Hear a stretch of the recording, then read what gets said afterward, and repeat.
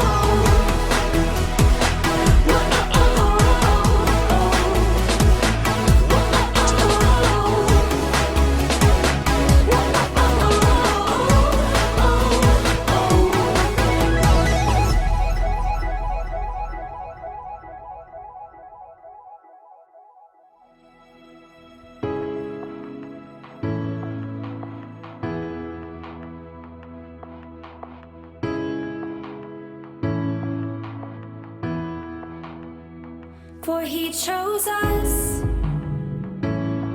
in him before the creation of the world, to be holy and blameless in his sight. In love,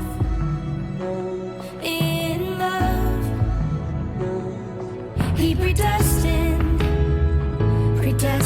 us for adoption to sonship through Jesus Christ, in accordance with his pleasure and will. For he chose us.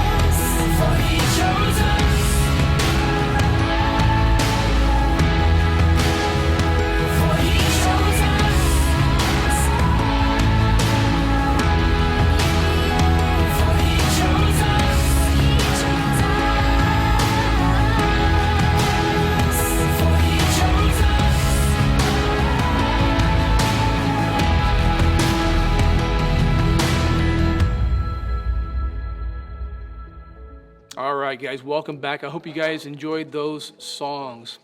Hey, look at our first picture up here. You know, part of being a Christian is wanting what God has for us more than anything else. You know, we have a Bible verse that actually talks about that. The Bible verse is found in Matthew chapter 6, verse 33. It says this, "But seek first his kingdom and his righteousness, and all these things will be given to you as well." You know, what it means to seek his kingdom first basically just means make the things of God the most important in your life. Seeking after his righteousness means to obey Jesus and to obey all of his commands. You know, our Bible lesson today is found in Ecclesiastes. It's about a man named King Solomon.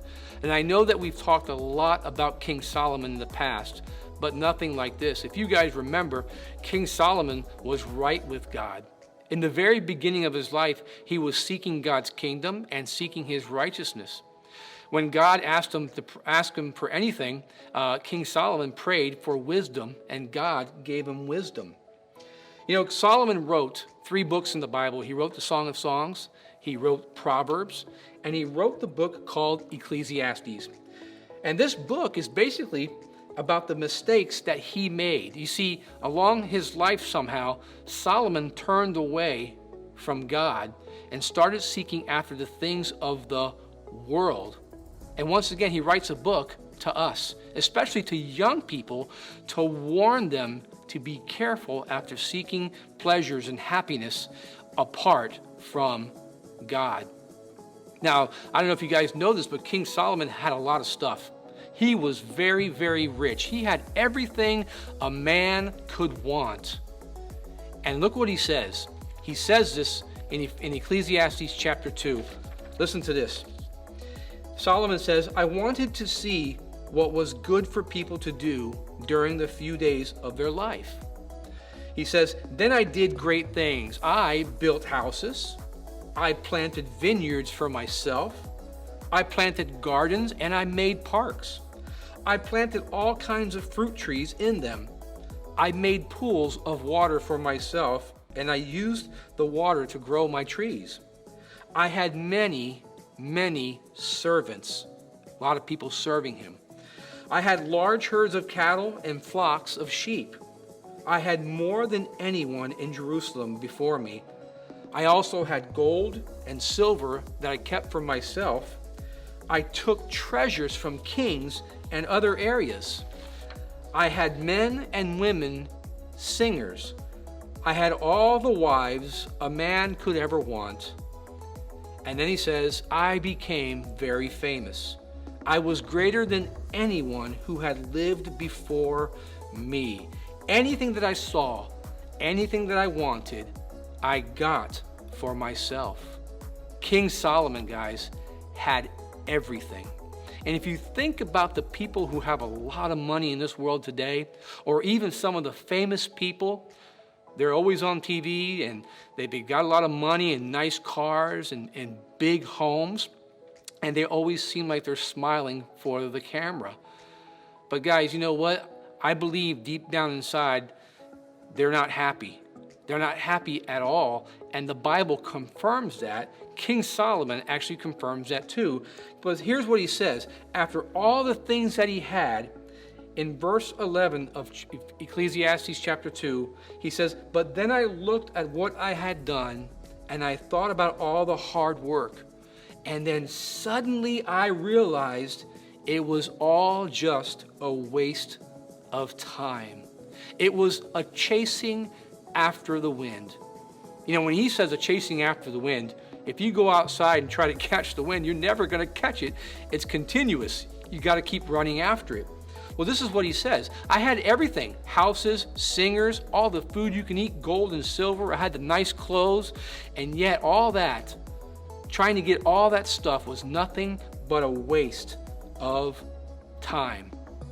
He finally writes, he says this, he goes, in Ecclesiastes chapter 12, verse 13, "Now all has been heard here in the conclusion of the matter. He says, this is what's the most important. Fear God and keep his commandments, for this is the duty of man. Guys, once again, take it from a man named King Solomon who had everything we could ever want. He looks back and says, you know what? It was those things that I trusted in, and I wanted to make those things to make me happy, but they didn't make me happy. He had turned his back on God, and he put his trust in the stuff that he had in this world. Guys, I want to end this by saying there's nothing wrong with having nice things.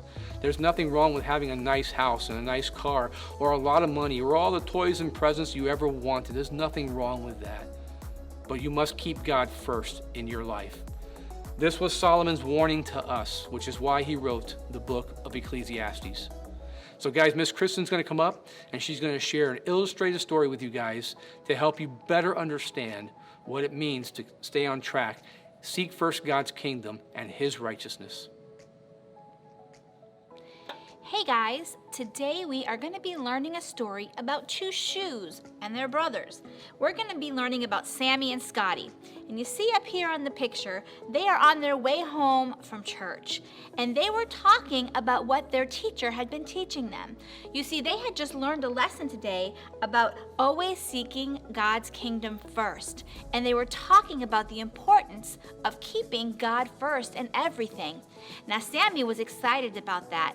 But Scotty, he was a little bit more worried about having to do that because, you see, he wanted to be a movie star. He wanted to go to Hollywood and he wanted to live the big life and have all the fancy stuff, and he kind of wanted to do things his own way. So he thought if he had to keep God first, he didn't know how that was going to work, because if God didn't want him to do that, where would that leave him? So let's see what happens. So as they're walking on the road on the way home, they meet another shoe. And they start talking to him and they're like, hey, what's your name? He says, well, my name is Big Shoe. He says, and I'm heading over to Hollywood. Where are you guys going?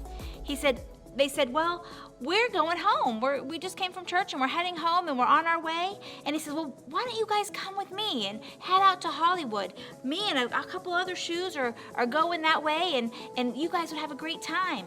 And so Sammy said, well, we always take the hard and narrow road home. He says, why do you do that? He says, come on with me. I'm going to take you on the easy and wide road, and we'll have so much fun along the way. Sammy was very hesitant, and let's see what happens. Well, Big Shoe said, well, I'm gonna head on my way. I guess I'll see you guys later. He says, because I got, lots of friends there, and we got things to do, and we have places to go. And so Scotty thought to himself for a minute. He said, I think I might want to go with him. He didn't say anything yet to his brother because he knew what his brother would say.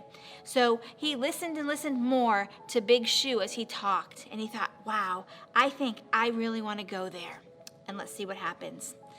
Well, Big Shoe was getting ready to head out, and he says, well, I'll see you later. But Scotty could not contain it anymore. He says, no, don't go. I want to go with you. Sammy was kind of shocked. He couldn't believe that his brother would throw everything away to go with somebody he didn't even know, with the hopes of being famous in Hollywood. So Sammy said, come on, just come back with me home. Mom's waiting for us. But he said, no, I think I'm going to go with Big Shoe.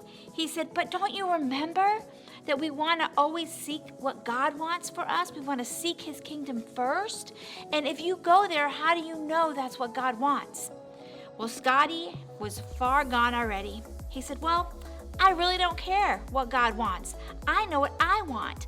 I know that if I go there, it will make me very happy, and I'm going to go. Sammy was very sad that his brother made that choice. Let's see what happens. Well, Sammy decided he was going to take the hard and narrow road. So he started to leave, and he said goodbye to his brother, not knowing what was going to happen to Scotty and old Boot. But he knew that he had to seek God's direction for him. He knew he had to seek God's kingdom first, and that he needed to want what God had for him more than anything else. And so he took the hard and narrow road home as Scotty and old Boot watched him leave. And boys and girls, today we have to make a choice. Actually, every day we have to make a choice. Will we choose to seek what God has for us more than anything else and sometimes take a hard and narrow road to get there? Or will we be like Scotty and decide that we don't care what God wants and we want what makes us happy? We learned in the Bible story today that Pastor Rob told us about Solomon. Solomon had everything he could ever imagine and more, but he wasn't happy from it. You see, things don't make us happy, but God can give us joy through His Word and through living a life that follows His way and wanting what He wants more for us than what we want for ourselves. So today, you have to make the choice, boys and girls. Do you want to be like Scotty, or do you want to be like Sammy? I pray that you will be like Sammy. The Bible tells us that if we seek God in everything we do, He will guide and direct our steps. And that's the way I want to go. So boys and girls, I hope today that you learned about being wise and making good choices and following God. And I pray that you will do that. We love you guys so much. We miss seeing you, but we will continue to do this with you each and every week at Jam Time Online. Have a great week, and we'll see you next week. Bye-bye.